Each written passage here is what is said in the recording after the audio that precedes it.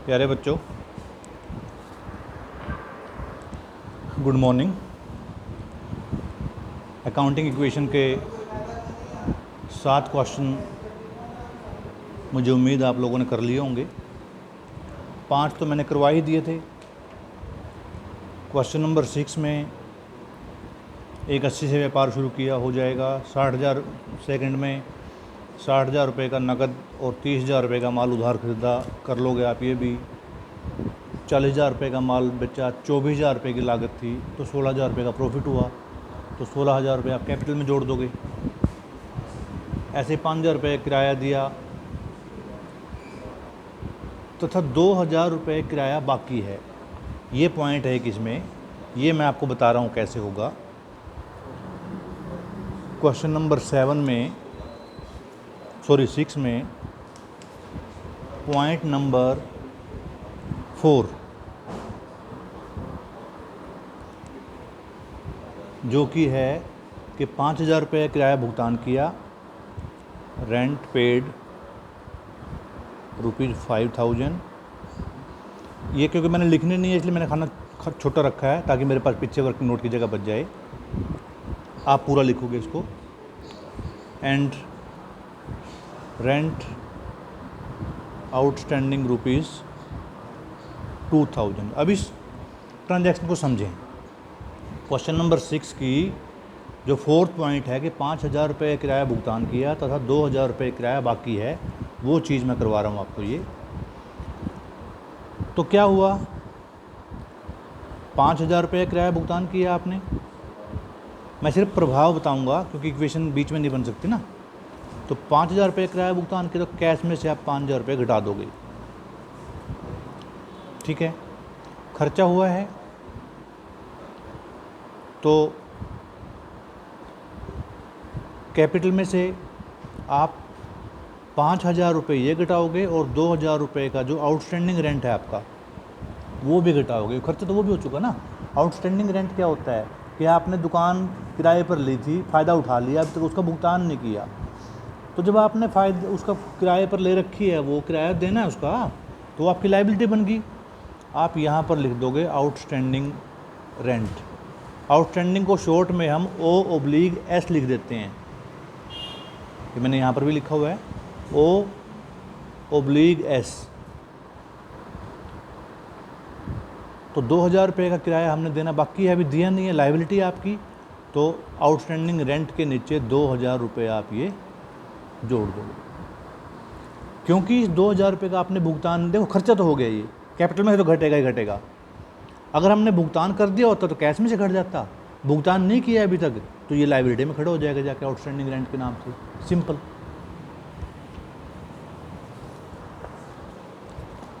उसके बाद 50,000 रुपये का माल उधार बेचा, 38,000 रुपये की लागत थी, माल में 38,000 रुपये घटा दोगे आप, और 12,000 रुपये का प्रॉफिट हुआ, कैपिटल में जोड़ दोगे। उधार बेचा है तो 50,000 रुपये के आपके डेटर्स बन गए, आप उसको डेटर्स में जोड़ दो। सैलरी पेड इन एडवांस ₹3,000, ये पॉइंट भी देखें। पॉइंट नंबर 6, क्वेश्चन नंबर 6 का salary paid in advance. Salary paid in advance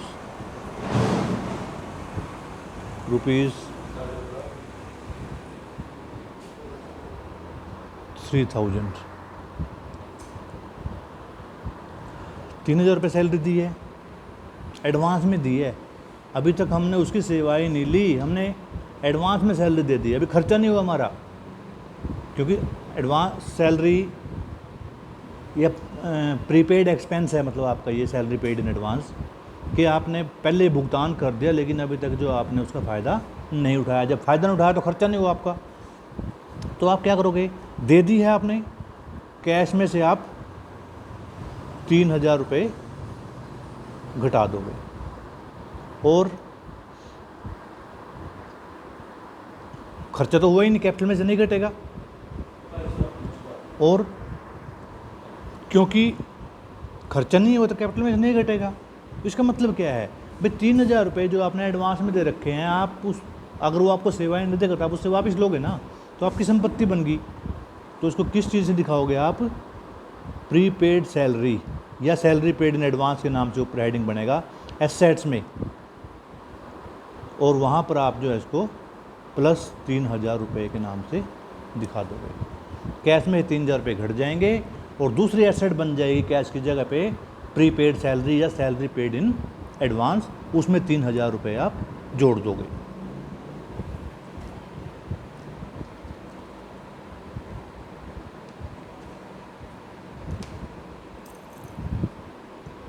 question number 6 आपका अब हो जाएगा। 7 में देखें एक बार, स्टार्टेड बिजनेस विद कैश हो जाएगा। सेकंड पॉइंट में परचेज गुड्स फॉर कैश हो जाएगा। रेंट रिसीव्ड हो जाएगा। सैलरी आउटस्टैंडिंग वही चीज़ है, खर्चा हो गया आपका, कैपिटल में से कम कर दोगे, और भुगतान नहीं होगा इसलिए कैश कम नहीं होगा बल्कि ये लायबिलिटी साइड में जाके खड़ा हो जाएगा। कहने का मतलब क्या है, क्वेश्चन नंबर 7 का अगर मैं आपको डी पार्ट करवाऊं, जो कि क्या है, सैलरी आउटस्टैंडिंग ₹2,000, क्या इफ़ेक्ट पड़ेगा? कैश तो नहीं गया अभी, क्योंकि कैश तो गया होता तो आउटस्टैंडिंग ना होती ना। आपने फ़ायदा उठा लिया। फ़ायदा उठा लिया का मतलब क्या है कि आपका कैपिटल में से खर्चा तो हो गया आपका, 2,000 रुपये घटा दोगे, देनी बाकी है अभी, तो आप लिखोगे सैलरी आउटस्टैंडिंग 2,000 रुपये, बस।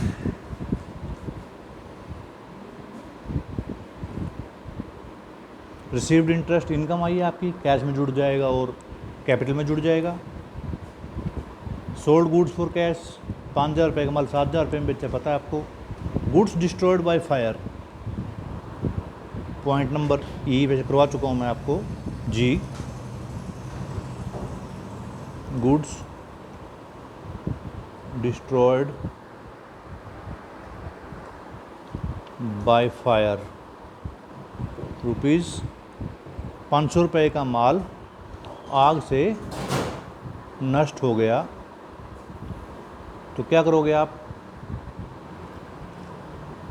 आपकी गुड्स कम हो गई हैं 500 रुपये से, और नुकसान है मालिक का है, 500 रुपये आप कैपिटल में से लेस कर दोगे। ये इसकी ट्रीटमेंट बनेगी।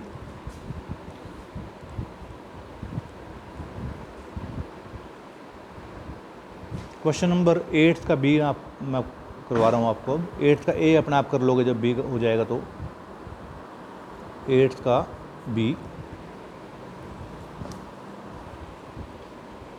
क्या कहता है? मैं नरेशन नहीं लिखूंगा, मैं सिर्फ नंबर लिखूंगा।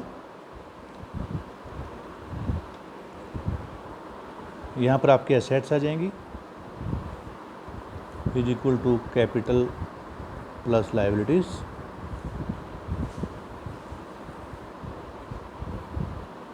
क्या है? कैश। सबसे पहले 1.5 लाख रुपए लगाकर जो है वो व्यापार प्रारंभ किया, तो कैश आ गया आपके पास 1,50,000 रुपये, और मालिक के देने हो गए 1,50,000 रुपये। इक्वेशन बन गई हमारी कि 1.5 लाख का हमारे पास कैश है। इक्वेशन में इज इक्वल टू का यूज़ करना है। इसमें प्रभाव जहाँ होता है उसमें इक्वल टू का साइन यूज नहीं करोगे। जब इक्वेशन लिखोगे, इक्वेशन में आप हमेशा इज इक्वल टू का साइन, बराबर है का साइन जो है वो इस्तेमाल करोगे। ये मैंने कल ग्रुप में भी डाला था, एक बच्चे ने गलती की हुई थी, हालांकि बाकी क्वेश्चन उसने ठीक किए हुए थे, एक क्वेश्चन में गलती थी। ट्रांजैक्शन 2, 80,000 रुपये का माल नकद और 40,000 रुपये का माल उधार क्रय किया। माल कितने का आया? गुड्स 1,20,000 रुपये का टोटल माल हमारे पास आ गया। कैश कितना गया? 80 का नकद है तो 80 जाएगा, और 40 का उधार है।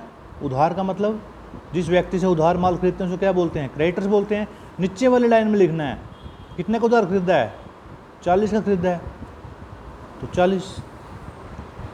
न्यू इक्वेशन क्या बन जाएगी आपकी?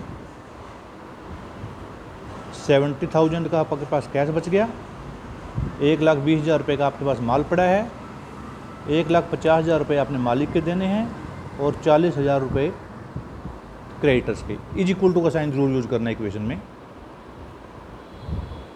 ट्रांजैक्शन नंबर 3, ये देखें ध्यान से। अब 75,000 रुपये की लागत का माल 33 से 1/3% लाभ पर बेचा।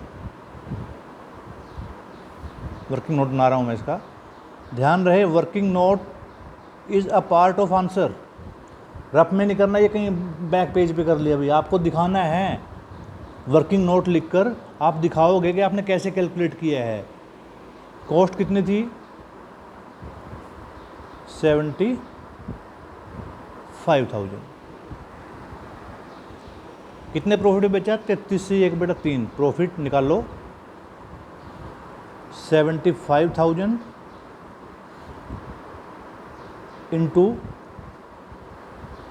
33 से 1/3/100। अगर मैं इसको सिंपल कर दूं, 75,000 इंटू 100/3 इंटू 1/100। अरे अगर मान लो, इसको ध्यान से समझे, देखो कुछ बच्चों को कन्फ्यूजन हो जाएगी इसमें। अगर मैं आपको कहता हूँ कि 25% निकालना है 75,000 का, 10% निकालना है मान लो, तो 75,000 गुणा 10/100 करते हो ना। 5% निकालना है तो 75,000 गुणा 5/100 करते हो। तो हमने यहाँ पर वही तो किया है। अब इसको मैं ऐसे भी लिख सकता हूँ, जो 75,000 गुणा 5/100 है मान लो ये, क्या मैं इसको ऐसे लिख सकता हूँ कि 75,000 गुणा 5/1 गुणा 1/100, ये तो चीज़ है। इसको ऐसे लिख सकता हूँ मैं 75,000 के 10% को गुणा 10/1 और गुणा 1/100। तो वो जो 33 से 1/3 था, हमने इस क्वेश्चन में क्या किया कि 33 से 1/3% यानी कि 100/3% निकालना है। तो 75,000 इंटू 100/3, 5 है तो 5/1, 10 है तो 10/1, 100/3 है 100/3 सीधा लिख दिया, और गुणा 1/100। ये आ गया आपका 25,000। 75,000 रुपये का माल था, 25,000 रुपये का प्रॉफिट हुआ, तो कितने का बेचा आपने? 1,00,000 रुपये का। आधा भुगतान नगद प्राप्त किया। कैश सेल्स कितनी है आपकी? आधा, यानी कि 1,00,000 का आधा। अगर ये कहता है कि 25% किया तो गुणा 25/100 कर देते। अगर ये कहता है 20% किया तो गुणा 20/100 कर देते। आपको यहाँ आधा है तो गुणा 1/2, यानी कि 50,000 रुपये का माल आपका नगद बिका, नगद कैश आ गया इसका मतलब। और 50,000 रुपये का माल आपका उधार है, क्रेडिट सेल्स है, यानी कि ये आपके क्या बनेंगे? डेटर्स बनेंगे, है ना। माल कितने का गया? 75,000 का। प्रॉफिट कितना हो? कैपिटल में जोड़ दो, 25,000 रुपये का। कैश कितना आया? 50,000 रुपये। और उधार पे डेटर्स कितने के बने? नीचे वाली लाइन में लिखना, बस ये ध्यान रखना है आपने।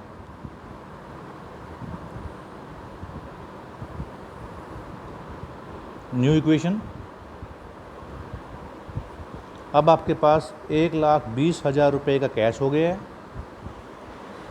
45,000 रुपये का माल रह गया, 50,000 रुपये के डेटर्स और 1,75,000 आपने मालिक के देने हैं और 40,000 रुपये आपने क्रेडिटर्स को देने हैं। 1,20, 1,65, 2,15, 1,75 और 40, 2,15।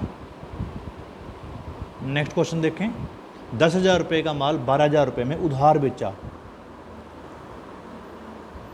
ये आपने लिखना है यहाँ पे, मैं नहीं लिख रहा क्योंकि टाइम ज़्यादा लगेगा, वीडियो ज़्यादा लंबी हो जाएगी। 10,000 रुपये का माल 12,000 रुपये में उधार बेचा। माल कितने का गया? 10 का गया। प्रॉफिट कितने का हुआ? 2 का हुआ, उधार बेचा है तो डेटर्स बन गए, कितने के बने, 12 के बने।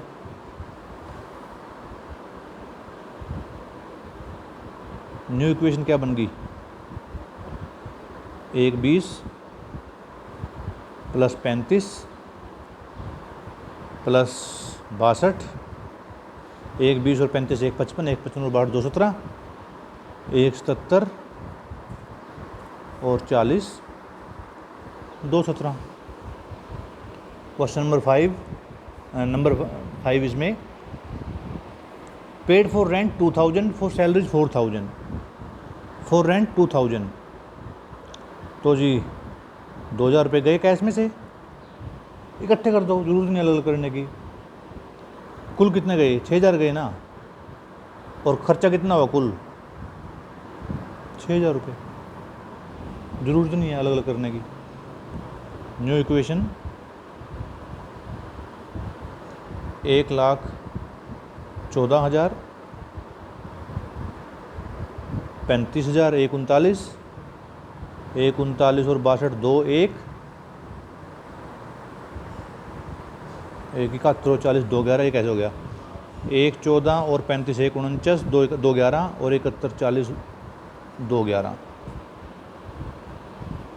Last, goods costing ₹20,000 sold for ₹18,500 in cash, loss हो गया। 20,000 रुपये का माल 18,500 रुपये में नगद बेचा, 1,500 रुपये का आपको लॉस हो गया। माल कितने का गया, माल तो 20 का गया, 20 घटा दो, और पैसे कितने आए,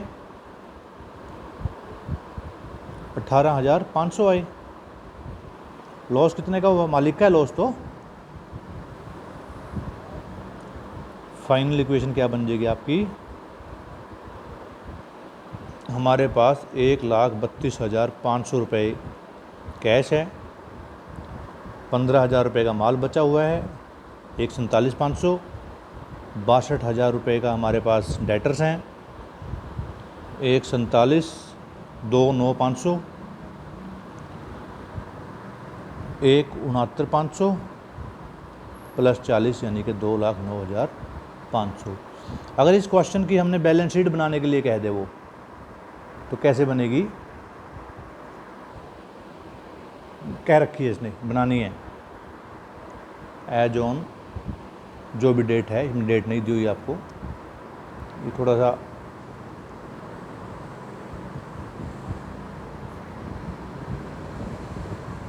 इन लाइनों को इग्नोर कर दें। यहाँ पर आपकी एसेट्स आएंगी, यहाँ पर आपकी लाइबिलिटीज आएंगी, यहाँ पे अमाउंट आएगा, राशि रुपए, कितने रुपए है, एसेट्स ये और ये हैं, लिख दो। कैश फाइनल इक्वेशन वाली लिखनी है, आपने ध्यान रखना है। 1,32,500, गुड्स 15,000 रुपये, और डेटर्स 62,000 रुपये। कैपिटल 1,69,500, क्रेडिटर्स 40,000 रुपये,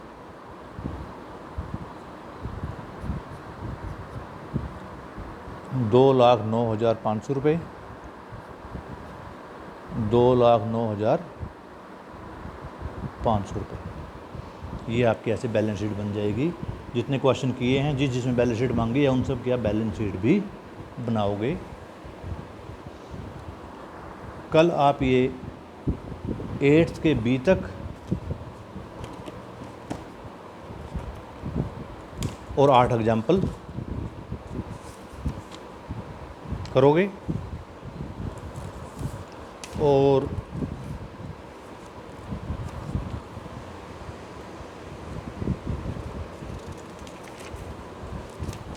बस ये कर लो, जो काम पेंडिंग है अपना वो पूरा कर लेना।